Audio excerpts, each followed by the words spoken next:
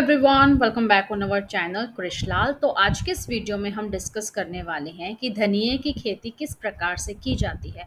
उसकी विस्तृत जानकारी आज के इस वीडियो में हम डिस्कस करेंगे। तो चलिए इस वीडियो की हम शुरुआत करते हैं।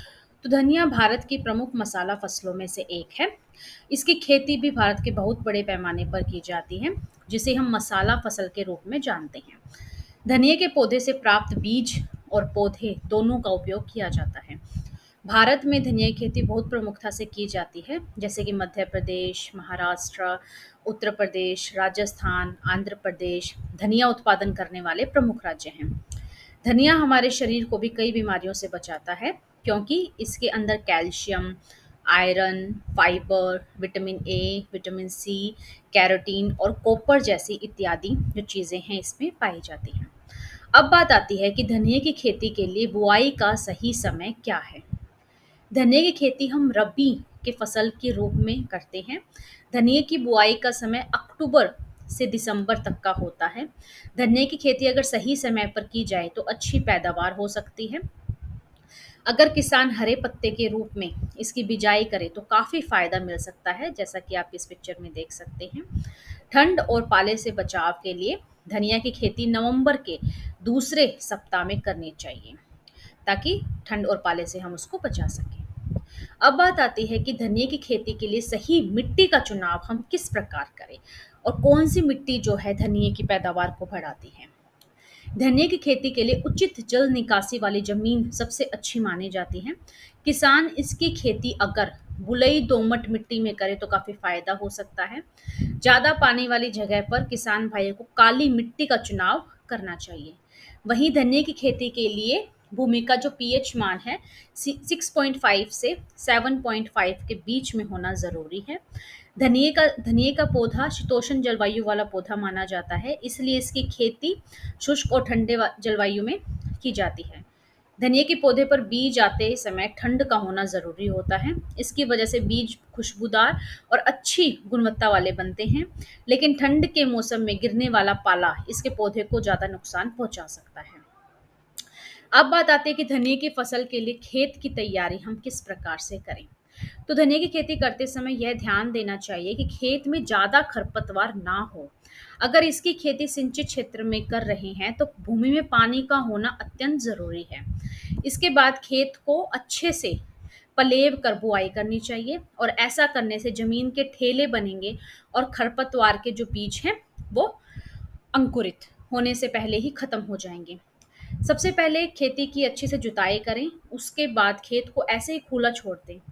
पहले जुताई के बाद खेत में 8 से 10 गाड़ी खाद को मिलाना चाहिए, और इसके बाद एक बार फिर से जुताई करनी चाहिए, और खेत की मिट्टी जब भुरभुरी हो जाए तो पाटा लगाकर खेत को समतल कर देना चाहिए। अब बताते हैं कि धनिया की खेती की उन्नत किस्में कौन कौन सी हैं। जैसे कि हिसार सुगंध, पंत हरितमा, कुंभराज, आरसीआर 41, आरसीआर 435, कुछ इस तरीके से जो है धनिया की उन्नत किस्में हैं, जिनका प्रयोग करके आप अपनी पैदावार को बढ़ा सकते हैं और अच्छा उत्पादन कर सकते हैं। अब बात आती है कि धनिया की खेती के लिए बुआई की क्या विधि है। तो धनिया को बोने से पहले इसके बीज को हल्का रगड़कर दो टुकड़ों में बांट देते हैं, और इसके बाद धनिया की बुआई हम सीड ड्रिल के द्वारा करते हैं, जैसा कि आपको इस इमेज में दिख रहा है। और इसकी बुआई हमेशा कतारों में यानी कि लाइन में करनी चाहिए, और कतार से कतार की दूरी यानी एक लाइन से दूसरी लाइन की दूरी 7 से 10 सेंटीमीटर होनी ज़रूरी है। इन दोनों के बीच में आप इस इमेज में देख सकते हो कि इतना गैप होना दो लाइन के बीच में ज़रूरी है। अगर इसकी बुआई एक लाइन में करें तो काफ़ी फ़ायदा मिल सकता है। ये ध्यान देना होगा, कभी भी इसके बीज की बुआई ज़्यादा गहराई में नहीं करनी चाहिए, क्योंकि ये जो है धनिया की पत्ती हैं ये फैलती हैं, तो इनको थोड़ा ग्रो करने के लिए स्पेस चाहिए। अब बात आती है धनिया की फसल की कटाई कब करनी चाहिए, किस तरीके से इसका पैदावार होता है और हमें इसके क्या लाभ हैं। तो धनिया सूखने के बाद कुछ इस तरीके का नज़र आता है, आप इस इमेज में देख सकते हैं। निया की फसल की कटाई बीज की किस्म के आधार पर की जाती है। धनिया की फसल 120 से 130 दिनों में पककर तैयार हो जाती है। इसके पौधे की कटाई हम दो तरीके से कर सकते हैं, जिसके लिए अलग अलग समय का निर्धारण किया गया है। अगर आपने धनिया की बुआई पत्तियों के लिए किया है तो पत्ते के बड़ा होते ही आपको इसकी कटाई कर लेनी चाहिए, लेकिन अगर आपने बीज के रूप में फल प्राप्त करना चाहते हैं तो आपको इसके लिए थोड़ा सा इंतज़ार करना होगा। ताकि बाद में अच्छे तरीके से आप बीज प्राप्त कर सकें। धनिया की पत्तियां जब पीली पड़कर गिरने लगें तो इसकी कटाई कर लेनी चाहिए, और कटाई करने के बाद आप इन्हें सुखा लें। जब इसके डंठल पूरी तरह से सूख जाएं तो बीजों को अलग कर देना चाहिए। और धनिया की जो मांग है वो बाजारों में हमेशा रहती है, इसलिए खेती करना काफ़ी फायदे का सौदा हो सकता है। ये आप देख सकते हैं, इस तरीके का आपका हरा धनिया होता है और इस तरीके से आपका सूखा धनिया होता है।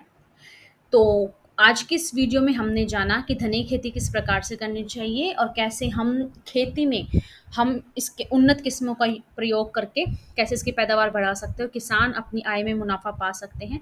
तो आज की वीडियो कैसी लगी मुझे कमेंट करके ज़रूर बताना, और इसी तरीके से कृषि से संबंधित जानकारी के लिए आप इस नंबर पे कांटेक्ट कर सकते हैं। साथ ही साथ वेबसाइट विजिट कीजिएगा www.krishlal.com। यहाँ पर आपको एग्रीकल्चर से रिलेटेड सभी प्रकार के सर्विसेज एंड प्रोडक्ट अवेलेबल हैं। साथ ही साथ आप गूगल प्ले स्टोर पर जाकर कृषलाल जो ऐप है इसको इंस्टॉल कीजिएगा। और ये वीडियो कैसी लगी मुझे लाइक करके बताना, कमेंट करना और अपने फ्रेंड्स के साथ शेयर करना। तो चलिए मिलते हैं हम नेक्स्ट वीडियो में, तब तक के लिए नमस्कार।